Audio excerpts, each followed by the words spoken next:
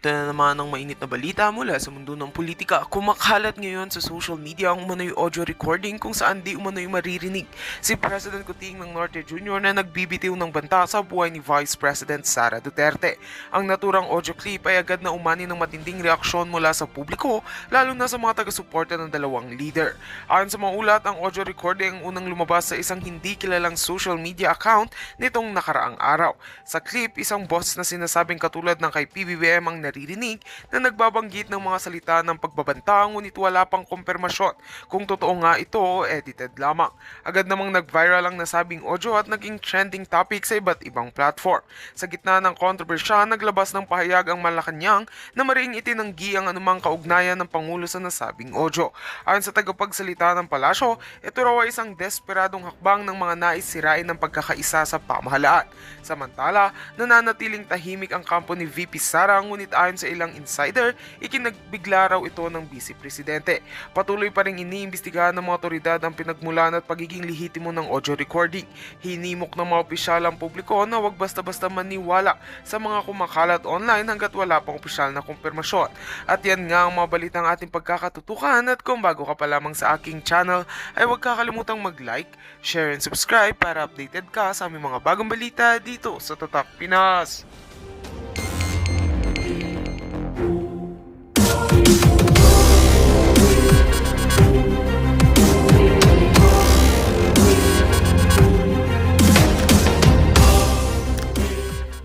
Palasyo malapit nang magkawatak-watak at isa sa mga congressman malapit na ring makasuhan.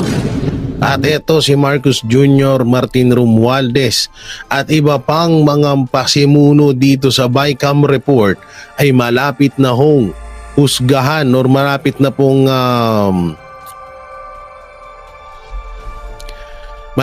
pong hatulan ng Korte Suprema. Ay naku, grabe naman ito.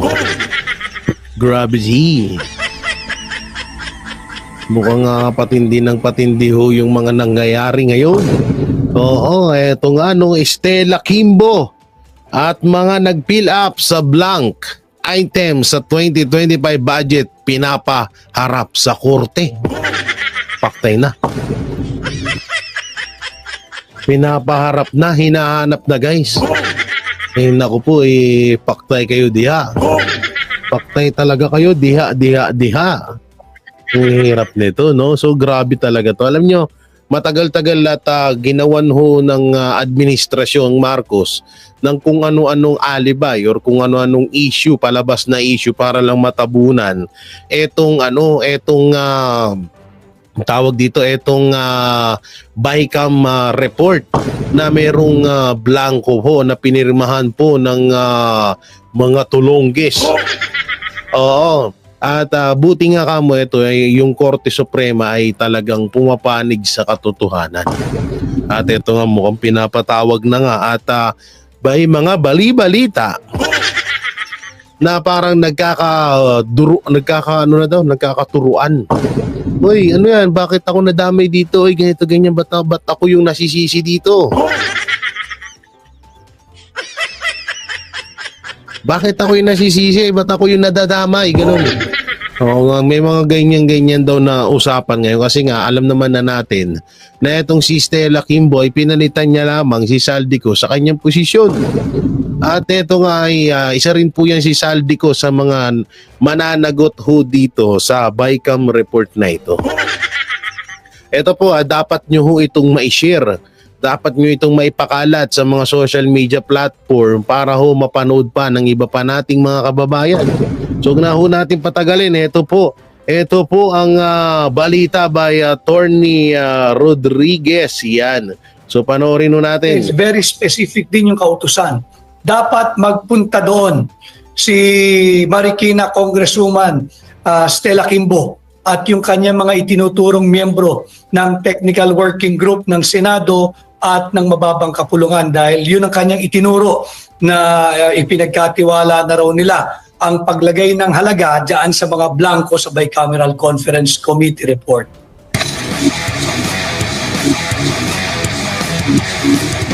Sir, kamusta po ang mga ganap sa loob ng Korte Suprema? Take us back inside at anong atmosphere, sir? Harap po. Bago natin simulan, alam nyo ito, bago natin simulan tong interview kay Atty. Vic, ang nakakaawa ho dito ay yung mga, ito yung tinatawag nilang TRICOM tuloy. Itong tinatawag nilang technical group na mga, ano lang po ito, na mga mabababang tao. Ito ay di hamak na empleyado lamang ho ng gobyerno. Ito po yung parang gustong, ito po yung ginagamit ngayon na puppet ng administrasyon para sila yung masisi dito ho sa nangyaring blanco or blank item sa BICAM report. Naku po nakakaawa naman tong mga to. Kaya nga, kung sino man yung mga member dito sa technical group na ito na itinuturo nila Kimbo or tinuturo ni Kimbo, mas maganda ho siguro kung magsalita na kayo. Baka mamaya bandang huli mamaya kayo pa yung maputukan ho dito sa isyung ito. Hanggat maaga pa ibulgar nyo na kung ano yung nalalaman nyo. Naku po. Wag nyo hayaan na gawin kayong puppet ng administrasyon na kawawa talaga kayo. Mga justices ng Supreme Court. Okay naman, nandoon yung si Chief Justice at nandoon din si Senior Associate Justice Marvic Leonen at nandoon din si Justice Ko. At yun nga, ang napag-usapan ay binigyan tayo ng 3 sunod-sunod na araw na kung saan gagawin ang oral argument dyan sa Baguio City on April 1, 2, and 3. Initially, MJ at Admar ay isang araw lamang, April 1. Subalit kanina ay mukhang na-foresee ng ating mga kagalang-galang na hukom, hindi sasapat yung isang araw dahil na rin sa amin siguro magiging argumento, sa magiging argumento ng respondents at sa magiging mga katanungan ng mga kagalang-galang na hukom. At ganoon din, ipinag-utos ang presensya at kinakailangan na magpakita yung congresswoman ng Marikina, yung chairman ngayon ng Committee on Appropriation na si Congresswoman Stella Kimbo. At ganoon din, pinag-utos na dapat naroroon din ang mga kawani ng Senado at ng mababang kapulungan na miyembro ng Technical Working Group. At ito'y mahalaga sapagkat matatandaan ninyo, nung una'y tinanggi nila na may blanco sa Bicameral Conference Committee report. Subalit nung hindi na nila maitanggi, inamin nila na may blanco at ang itinuturo ay ministerial duty na lamang daw ang natitira. Kaya hinayaan na lamang sa mga miyembro ng Technical Working Group ng Senado at mababang kapulungan ang pag-fill up ng 28 na blanks na nagkakalaga ng higit kumulang ay 241 billion pesos. Sir, basing on the body language ng mga kagalang-galang na hukom, do you see na itong mga development ngayon, isa rin po sila sa mga nagkaka-interest na ito po'y malinawan, itong issue na to?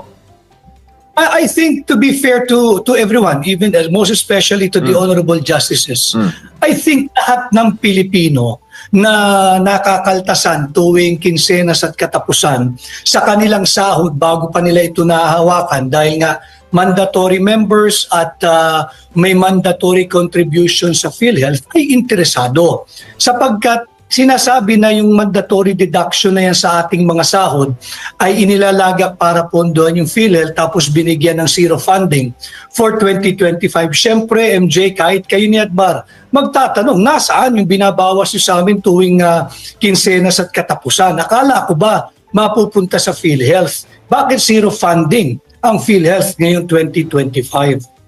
Opo. Pasensya na kayo sa aking boses ha, ako'y medyo paus na. At medyo hindi maganda ang aking karamdaman. Attorney Vic, noong nakarang araw, nagkaroon din ng mahabang oral arguments kaugnay naman sa issue sa PhilHealth. Itong mga issue na to, attorney, ay magkakaugnay. At number one concerning dito, tayo mga Pilipino, lalo na yung mga maraming mahihirap na kababayan natin na indirect contributors ng PhilHealth. At may kaugnayan pa rin sa issue niyo pong isinusulong, ito pong 2025 BICAM report, sir. Tama yun. Ito yung interes ng ordinaryong Pilipino at ordinaryong manggagawa. Bukod doon sa zero funding or defunded ang PhilHealth for 2025, yun nga yung ating isa pang malaking question. Paano nakapagpasa ng taunang budget kung maraming blanco sa Bicameral Conference Committee report? Di na nila matatanggihan dahil inamin na nila na lumabas din yan, I think, sa inyong programa, sa inyong news outfit, lumabas din yan sa iba pang news outfit na inamin nilang may blanco. At ang pinakadepensa nga nila, ministerial duty raw. Ministerial duty, yung 241 billion pesos na blanco. Kaya daw ipinagkatiwala na lang nila sa mga miyembro ng technical working group na empleyado ng Senado at mababang kapulungan. Ito na rin ang naging kadahilanan, I think, kung bakit require o pinag-utos ng Korte Suprema na dapat ay naroroon ang lahat ng miyembro ng technical working group na empleyado ng Senado at ng mababang kapulungan at bahagi ng Finance Committee on the part of the Senate at ng Committee on Appropriations on the part of the House. Sir, nung nakaraan ay, di ba, hinahanap yung original na GAB at enrolled bill ng Supreme Court. Ito ba naipresenta na, sir? Nagdala sila ng kopya kanina. Subalit dapat yan ay ibinigay nila nung sila nag-file ng kanilang comment. So the lawyers of us petitioners manifested before the Honorable Supreme Court that we have yet to receive a copy of the enrolled bill, the original copy of the enrolled bill, and the General Appropriations Bill. So kanina lang namin nakuha at dalawang kahon yung enrolled bill, dalawang kahon din yung General Appropriations Bill. So bukas ay aming examine at will go through the documents at ikukumpara doon sa nakafile sa nahawak naming kopya. Kung ito ba'y pareho at ihahambing din natin ito sa Bicameral Conference Committee report na blanco. Ang tanong lang ho dito, no, sana. Kapag nahatulang guilty itong mga to, sila Kimbo, sana makulong. Sana makulong kasi hindi ho biro to eh. Biro nyo 241 billion.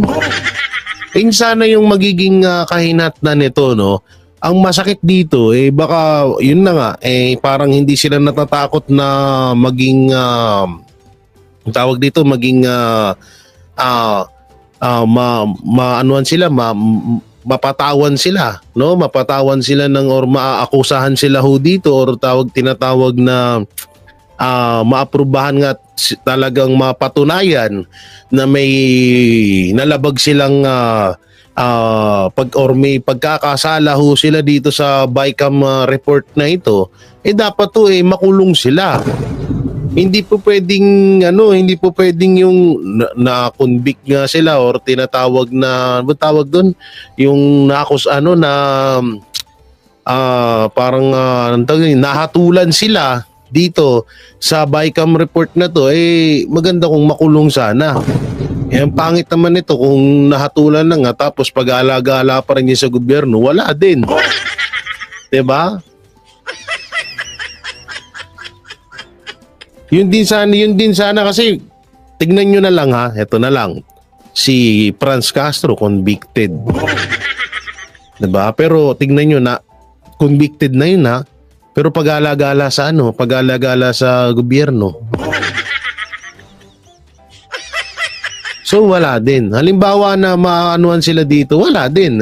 Andyan pa rin sila.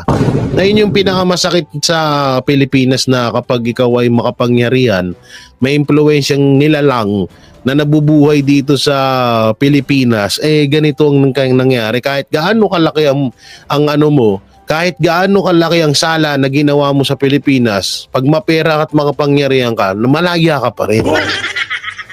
Yun din sana alam nyo, sa susunod na may interview namin to si Attorney Vic, yan yung itatanong ko na sana makulong talaga. Sana ay pagdusahan nito ng mga pumirma dyan sa BICAM report na yan na mayroong 241 billion na pondo or pera ng taong bayan. Biruin mo sandamakmak ho na pawis ang pinagsama-sama dyan. Ang baho niyan. Hindi kasi biro din to. Biro mo 241 billion tapos ganun-ganun lang. Ay nako po. Ganun-ganun lang na parang ay okay lang na ipatawag ako ng Supreme Court. Okay, pag napatawag ako ng Supreme Court, nahatulan akong guilty, malaya pa rin naman ako. So wala din. Yan nga din. 'Di ba? Kaya sana na manawagan tayo sa Supreme Court na talagang irekto sila. Hindi pa pwede yung magbibil ka. Kasi kung halimbawa magbill sila, magpiyansa sila, marami naman silang pera. Dapat dapat maipataw dito sa mga to walang piyansa. Kasi useless din to. Sige, masabi na natin guilty sila. Hindi naman nila pinagdudusahan. O sabihin na natin mas maganda nga matanggal sila sa pagiging congressman. Hindi na sila pwedeng tumakbo bilang congressman kahit kailan. No, kung sakali man na merong batas na ganyan maganda ho 'yan. Kaso anak ng teteng medyo ko dito. Pero tong balita ni Attorney Vic, maganda ko to kung sa maganda. Kaso nga yun nga yung iniisip ko dito. Paano kaya makukulong sila diyan? MJ, kung yung sinumiti nilang enrolled bill ay mayroong halaga, yung mga blanco, lalong titining yung katanungan. Sino ang naglagay ng halaga sa mga blanco? Yan pa. So sino nga ba? Maghihingi ako ng comment sa inyo diyan kung sino nga ba. Tayo? ABC. Letter A, Marcos Bongbong Marcos Jr. Letter B, Martin Romualdez. Or letter C, Saldico. Comment nyo dyan babasahin natin yan Oo. So, mas maganda bawal pala mamigay ngayon. Bawal mamigay ng 1K Gcash. Imigay sana akong 1K Gcash doon sa napakagandang komento at sasagot ko sino yung pumirma dyan sa bicameral report na yan. Tapos syempre explain nyo din maiksi lang naman yung explain, wag naman masyadong mahaba. So antayin ko yan, babasahin ko yan At pag na-identify na yan, meron ba silang authority? At kung sasabihin nilang meron silang authority, sino ang nagbigay sa kanila ng authority o kapangyarihan na punan yung mga blanco? Sapagkat sa aming pag-aaral at pagsusuri, tapos na yung budget process cycle kapag ikay nag-file na ng final approved, ratified, and signed bicameral conference committee report dyan sa tinatawag na House of Representatives Bills and Index Service. Ang nakikita ko dito, alam nyo, may dito, baka may i-sacrifice dito. Dalawa lang ang pwedeng i-sacrifice dito, si Stella Kimbo tsaka yung technical group. Malamang sa malamang baka yung technical group ang i-sacrifice dito. Kasi una-una, halimbawa lang naman, ganito. Wait lang. Meron tayo sa ang ganda ng iPhone ko, may 1,000 pesos pa yan sa likod. Kunwari tumawag si Big Boss. Masyado na tayong ginigipit sa sa Bicam report mo, nabibisto na tayo. Anong magandang plano natin? So sabi naman sabi ng mga alagad, ganito na lang. Hanap tayo ng pwede natin sacrifice para diyan sa Bicam report na para hindi tayo maputukan. Bayaran na lang natin ng tig 20 million kada isa. Ayun. Maganda yan. Magandang plano yan. Sige, mag-sacrifice na lang tayo ng mga pipitsuging tao dyan. Oo, importante tayo ay hindi tayo maputukan dyan sa Bicam report na yan. Sige, sungin mo na agad dyan. Sige, sungin mo. Mananalo ka sa eleksyon. Ako bahala sa'yo. Sa eleksyon. May hacker tayo.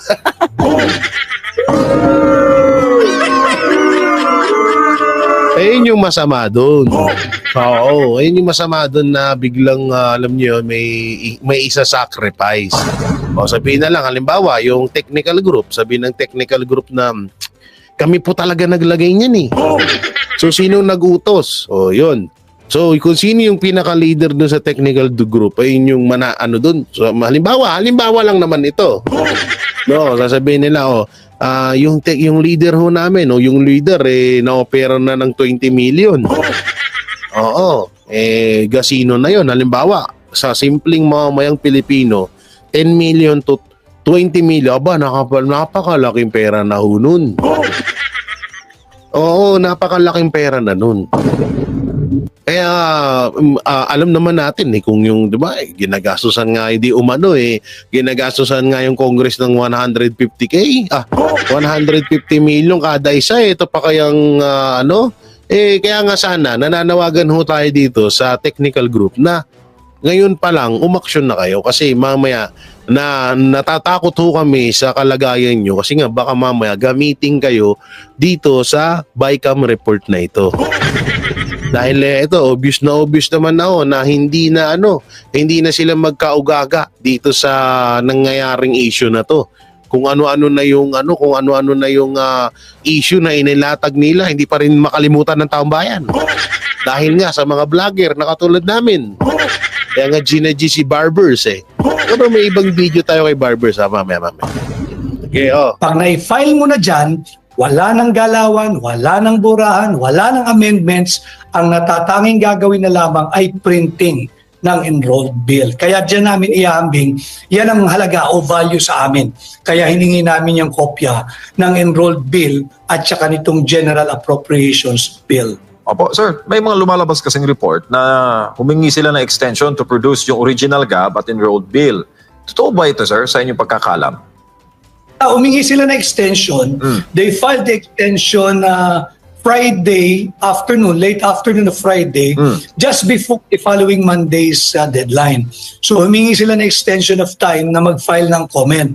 And pinagbigyan naman sila ng Korte Suprema. So late sila nakapag-file. So yung submission, binigyan uli sila ng 5 days ng korte for both parties, for us and the respondents. Subalit humingi sila ng another extension of 5 days. So 10 days ang ibinigay for both parties, sa petitioner sa amin at sa respondents para magsumiti ng mga additional documentation or until March 15. Po, sir, bago lang si Partner Adbar, may mga nagtatanong kasi, lalo na sa ating mga kababayan dyan sa Hong Kong. Nanonood sila ng live. Na-mention daw po ba yung pangalang Speaker Martin Romualdez kanina? Dahil tinanong kung yung mga miyembro, yung Senate President ay kinakailangan din magpunta sa oral argument at yung Speaker of the House. Sinabi naman ng Korte Suprema, kung sila ay libre at may panahon, welcome naman sila. Kung hindi, they will be excused. So very fair naman yung Korte Suprema, and I think hahayaan na ng ang nila ang pangit ng batas natin Parang yung Korte Suprema pa yung nag-a-adjust sa mga politiko.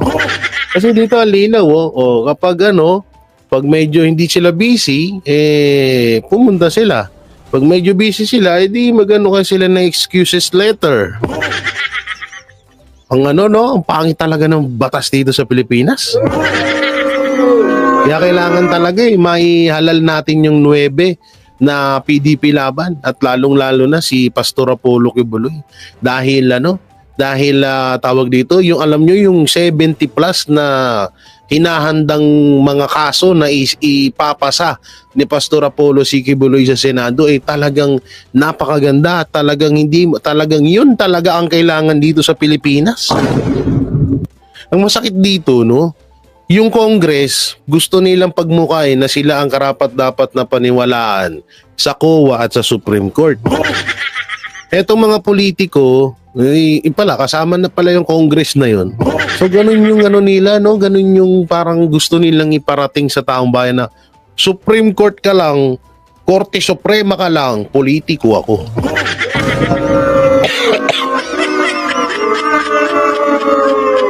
Grabe, ganun kalala, Ang tindi. Oh, sige tuloy. Korte Suprema yung Office of Solicitor General bilang abogado nila ng gobyerno na mag-argue on their behalf. Pero it's very specific din yung kautusan. Dapat magpunta doon si Marikina Congresswoman Stella Kimbo at yung kanyang mga itinuturong miyembro ng Technical Working Group ng Senado at ng mababang kapulungan dahil yun ang kanyang itinuro na ipinagkatiwala na raw nila ang paglagay ng halaga dyan sa mga blanco sa Bicameral Conference Committee report. Tonginan, alam nyo na itanong ko to kay Congressman Alvarez na dating Speaker of the House, no? Alam nyo, nung tinanong ko na sino-sino ba tong technical group na to? Ito ba ay may mga posisyon sa gobyerno? Ito ba ay matataas na tao, makapangyarihan? Alam nyo kung anong sinagot niya? Yan ay katulad lang daw natin ng mga maliliit na mamamayan ng Pilipino. Tapos idadawit dito. Anong kinalaman nila dito? Sila ang magpapasya, yung mga maliliit na yun, sila ang magpapasya ng yung kung sino maglalagay ng halaga dun sa mga blank item na yun. Ewan ko dito kay Stella Kimbo, ako nga pala, tumatakbong congressman niya sa Marikina. Ewan ko lang kung ano, sana gawan ng action. Ewan ko lang ako kung meron bang batas no na sana magkaroon ng batas ang korte na kapag hindi humaharap or pag hindi humarap or pag nahatulan kang guilty sa batas na iyong nilabag, ay kahit politiko mataas na antas ka pa, ay dapat kang makulong. Dapat ganun eh. Kaso parang malabo sa Pilipinas yun, no? Hindi, alam nyo ito yung mga batas na nangyayari. Yung batas na nangyayari na, na hindi natin nagugustuhan dito sa Pilipinas.